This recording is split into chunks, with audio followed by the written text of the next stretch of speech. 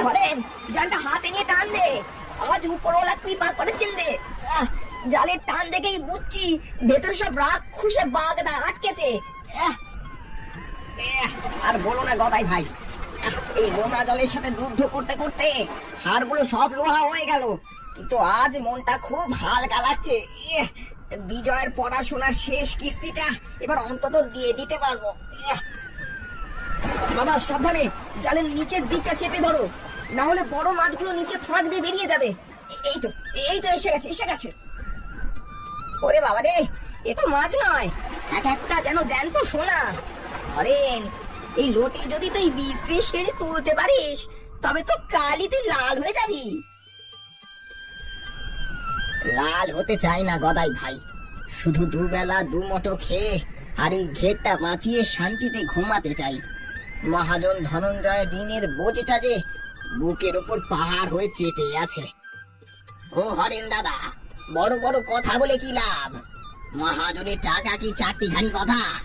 সামনের বুধবার যদি টাকা না পৌঁছায় তবে এই ঘের কিন্তু মহাজনের লাল ঝান্ডার তলায় চলে যাবে, মনে আছে তো? নিধিরাম কাকা, সকাল সকাল আমাদের কাজে বাধা দিতে এসো না তো। আমাদের ঘের আমাদেরই থাকবে, আমরা ঘাম ঝরিয়েছি, মহাজন শুধু বসে বসে সুদে খেয়েছে, এবার আর সেগুড়ে বালি। এই যে ভালো বাবু, কিন্তু সময় সব কথা বলে। শহরের হাওয়া গায়ে লাগিয়ে বাপের বুদ্ধি নাশ করিস না বিজয়। গ্রামটা এখনো মহাজনের ইশারায় চলে। এই দাদা নিধিদা, তোর এই বিষাক্ত কথাগুলো গিয়ে তোর মনিবকে শোনাস। হরেন, তুই ওসব কথায় কান দিস না। চল, আজ বড় উৎসবের দিন, এই প্রথম ক্ষেপের মাছগুলো দিয়ে বাসন্তী বৌঠানের হাতের সেই জম্পেশ রান্না হবে। হ্যাঁ বাবা, মা অলরেডি উনুন ধরিয়ে বসে আছে। চলো, এই মাছগুলো নিয়ে আজ বাড়িতে একটা ছোটখাটো ভোজ হবে। ঠিক আছে, চল, মা লক্ষ্মীকে আজ ঘরে নিয়ে যাই। বাসন্তী আজ এই মাছগুলোর যা স্বাদ খুলবে, তুই শহর ভুলে এই গ্রামেই পড়ে থাকবি বিজয়।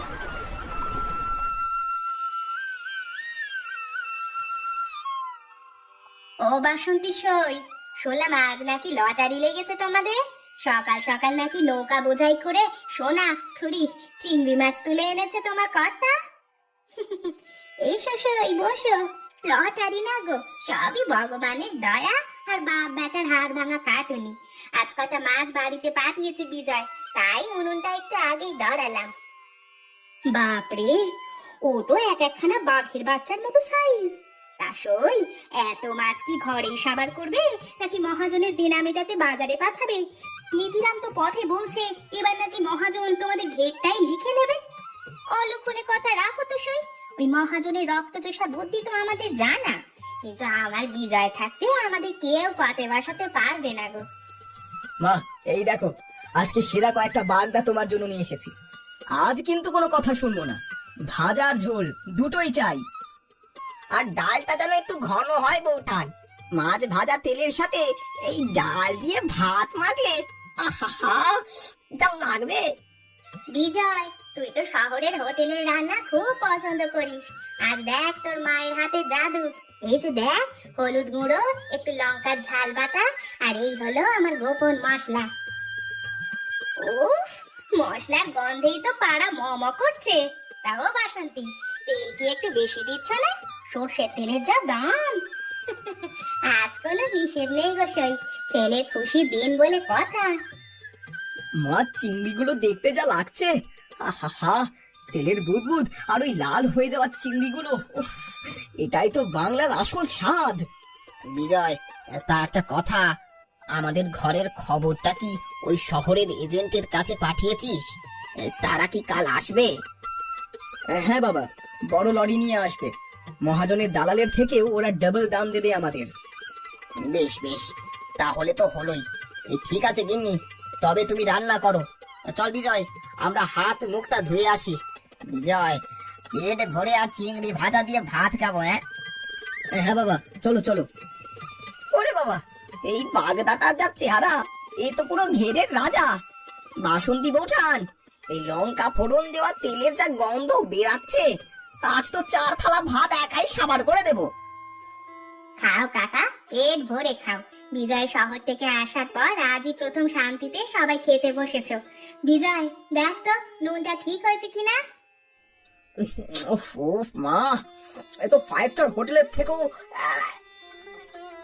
উফ উফ উফ মা, শহরের 5 স্টার হোটেলেও এর কাছে ফেল। এই যে বাইরেটা করকরে আর ভেতরটা কি মিষ্টি। বাবা, এই স্বাদটা কিন্তু আমাদের এই নোনা জলেরই গুণ। হ্যাঁ, ঠিক বলেছিস। এই মাটি আমাদের সোনা দেয়, শুধু যদি ওই মহাজনের রক্তচোষা স্বভাবটা না থাকতো। বাহ, খাসা আয়োজন তো। ঘেরের সব থেকে বড় আর তাজা মাছগুলোই দেখছি নিজেদের পেটে যাচ্ছে। বলি হরেন, মহাজনের পাওনা মিটিয়ে তবে কি উৎসবে বসা উচিত ছিল না? মহাজন বাবু, আপনি এভাবে অবেলায় আসুন আসুন, বসুন। আমি তো বলেছি আগামী বুধবার মাছ বিক্রির টাকাটা হাতে পেলেই আপনাদের দেনা শোধ করে দেব। বুধবার? হাহ, আমি খবর পেয়েছি তোমার ছেলে নাকি শহরের কোনো দালালের সাথে হাত মিলিয়েছে। আমার চালানে মাছ না দিয়ে বাইরের কোম্পানিকে মাছ দেবে? আমার টাকা নিয়ে আমার সাথেই বেইমানি? বেইমানি কোথায় মহাজন কাকা? আপনি বাজারে যা দাম তার অর্ধেকও আমাদের দেন না। আমরা খেটে মরবো আর আপনি আমাদের ঋণের জালে আটকে রেখে মুনাফা লুটবেন, তার হবে না। আইন মেনে ব্যবসা আমরাও বুঝি। এই ছোকরা, তেজ খুব বেড়েছে দেখছি। এই গ্রামটা ধনঞ্জয় মহাজনের ইশারায় চলে, আইনের ইশারায় নয়। এই এই যে রাজকীয় ভোজ খাচ্ছ, জানো তো এই মাছের ক্ষেতটা এখনো আমার কাছে বন্ধক রাখা। আজ ইচ্ছা করলে ওই ভাতের থালা আমি লাথি দিয়ে উল্টে দিতে পারি। ও কথা বলবেন না বাবু, অন্যকে অপমান করবেন না। আমরা তো আপনার টাকা মেরে দিচ্ছি না, একটু সময় চেয়েছি মাত্র। মহাজন বাবু, গরিবের পেটে লাথি মারলে কিন্তু ভগবান সইবে না। আমরা তো আপনার সুদের টাকা গুনে গুনে দিই। চুপ করো গোলাই। হরেন, সাফ কথা শুনে রাখো, কাল ভোরে মহাজনের ট্রাক আসবে তোমার ঘরে। সব মাছ আমার লোক ওজন করে নিয়ে যাবে। আর যদি দেখি শহরের গাড়ি গ্রামে ঢুকেছে, তবে মনে রেখো তোমার ঘরে শুধু জল থাকবে, একটা জ্যান্ত মাছও থাকবে না। এই আমি বলে দিলাম। ও কথা বলবেন না মহাজন বাবু, মাছগুলো আমাদের জীবন। মাছ খেতে খুব ভালোবাসো না খোকা?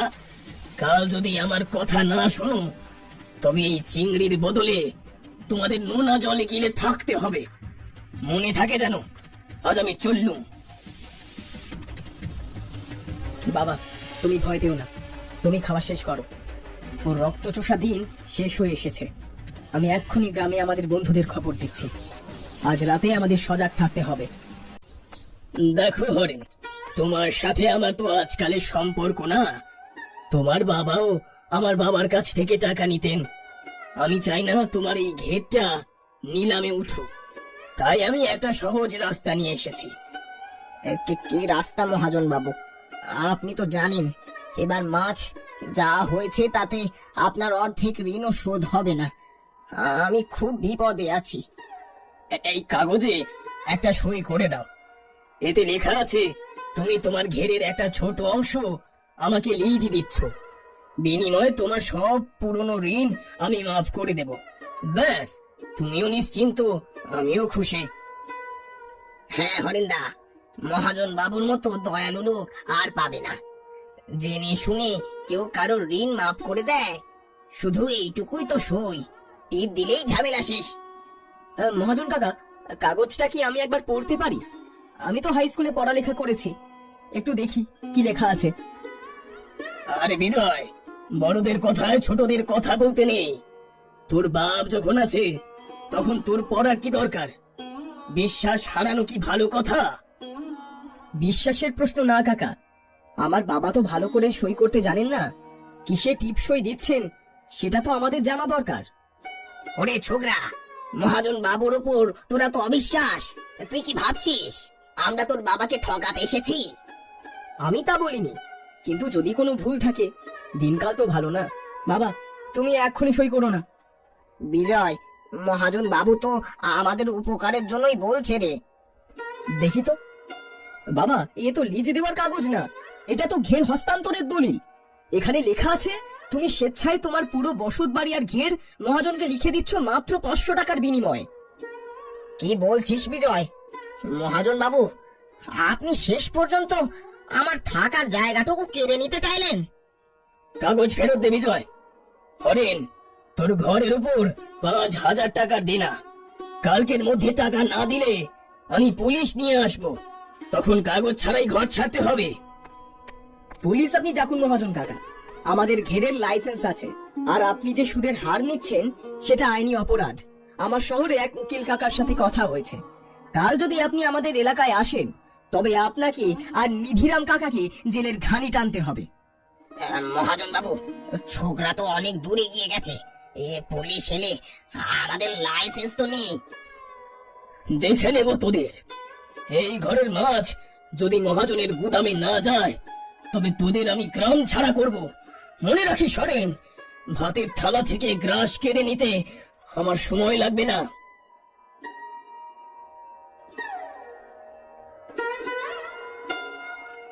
দেখলে তো, নিজের চোখেই দেখলে তো মানুষের কুটিলতা। অন্ন কেড়ে নেওয়ার হুমকি দিচ্ছে। বিজয়, কাল মাছগুলো কোনোভাবেই মহাজনের হাতে দেওয়া যাবে না। চিন্তা করো না মা, কাল ভোরেই আমি শহরে সেই ট্রাকে মাছ তুলে দেব। এখন চলো, অনেক টেনশন হয়েছে। মা, ওই যে চিংড়িগুলো ভেজে রেখেছিলে সেগুলো দাও। আজ আমরা জয়ের আনন্দ করব না, বরং টিকে থাকার শপথ নেব। থামাও গাড়ি, দেখি কার বুকের পাটা এত বড় যে এই গ্রাম থেকে মহাজনের অনুমতি ছাড়া মাছ বাইরে পাঠায়। মহাজন কাকা, রাস্তা ছাড়ুন। আমরা কোনো চুরি করা মাল নিয়ে যাচ্ছি না। আমাদের ঘেরের মাছ আমরা আমাদের ঠিক করা দামে শহরে পাঠাচ্ছি। তোর আইন তো পকেটে রাখ ছোকরা। এই রাস্তা আমার কেনা, আমার রাস্তা দিয়ে গাড়ি যাবে না। নিধিরাম, নামা সব মাছের খাঁচা। আজ এই মাছ পচে যাবে, তবুও শহরে বাজারে যাবে না। নাম, নেমে আয় বলছি। আর হরেন্দা, বেশি তেরা বেড়া করলে কিন্তু পিঠে চামড়া তুলে দেব। মহাজন বাবু, এটা করবেন না। এই মাছ বিক্রি না হলে আমরা না খেয়ে মরবো। পাওনা টাকা তো আমি দেব বলেছি। পাওনা টাকা তো বাহানা মহাজন। তুই আসলে চাস আমাদের ভিটে মাটি, কিন্তু আজ আজ আর হবে না। বিজয়, তুই শুধু ইশারা কর। মহাজন কাকা, আপনি কি জানেন এখন সরকারি আইন কি বলে? কোনো কৃষককে যদি কেউ তার ফসল বিক্রি করতে বাধা দেয় তবে তাকে সরাসরি জেল খাটতে হবে। আপনার এই লাঠিয়াল বাহিনী কি পুলিশের গুলির সামনে দাঁড়াতে পারবে? পুলিশ? এই নোনা জলের তল্লাতে পুলিশ আসতে আসতে তোদের হাড় গোড় মাছের খাবার হয়ে যাবে রে বিজয়। ধরো ওদের। দেখি দেখি কে আমার ছেলের গায়ে হাত দেয়। মহাজন, মনে রেখো, পেটের দায় আমরা মাছ ধরি, আর সেই পেটে লাথি মারলে আমরা চণ্ডী রূপ ধরতেও জানি। মহাজন বাবু, এরা তো সব ব্রহ্মচণ্ডী রূপ ধারণ করেছে। এদের গায়ে হাত দিলে তো গ্রাম জ্বলে যাবে। মহাজন কাকা, দেখুন, আপনার সাথে আছে মাত্র 2 জন ভাড়াটে গুন্ডা, আর আমার সাথে আছে পুরো গ্রামের আশীর্বাদ। আপনি কি এখনো রাস্তা ছাড়বেন না? জয় মা কালী, আজ হোক একটা ফয়সলা। ঠিক আছে, ঠিক আছে, আজ তোরা জিতে গেলি, কিন্তু মনে রাখিস বিজয়, শয়তান কিন্তু হার মানে না। এর বদলা আমি নেবই। বদলা নেওয়ার সময় আর পাবেন না মহাজন কাকা। আমি কালই পঞ্চায়েতে আপনার সব জালিয়াতি কাগজ জমা দিয়েছি। আজ দুপুরেই তদন্তের লোক আসবে। আপনি বরং পালানোর রাস্তা খুঁজুন। কি বললি তুই? পালান মহাজন মশাই, পালান। চলুন চলুন।